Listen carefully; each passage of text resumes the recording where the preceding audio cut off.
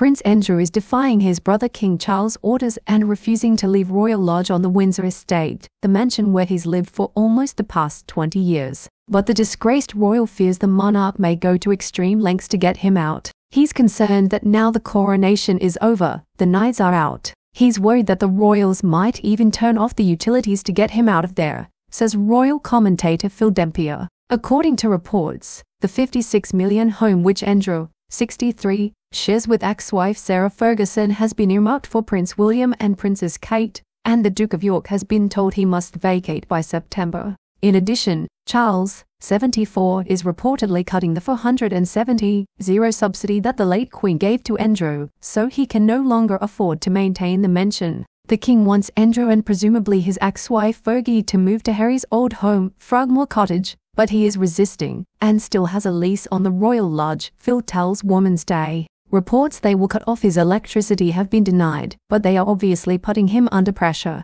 William's big plan. Phil says Prince William, 40, is a driving force behind the plot to remove Andrew. I think William has played a major part in sidelining his uncle and insisted there was no way back for him in public life after he had paid off Virginia Giuffre, the woman who alleged Andrew sexually assaulted her, Phil tells Woman's Day. William has never been close to Andrew and now he probably sees him as a problem, just like his brother Harry. William might think the Dampiers have caused enough trouble for the House of Windsor and need to be separated from the institution. In keeping with the family's keenness to publicly distance themselves from Andrew, it has been revealed the Duke posed for secret coronation portraits in formal robes but says Buckingham Palace will likely never release them. I'm sure Charles still loves his brother and cares for him, but he has to distance himself and can slowly let him back into public life. Although I know that's what Andrew wants, says Phil. Andrew has indeed paid a heavy price for his ill-judged friendship with convicted paedophile Jeffrey Epstein. He is no longer a working royal, has been stripped of his military connections and patronages,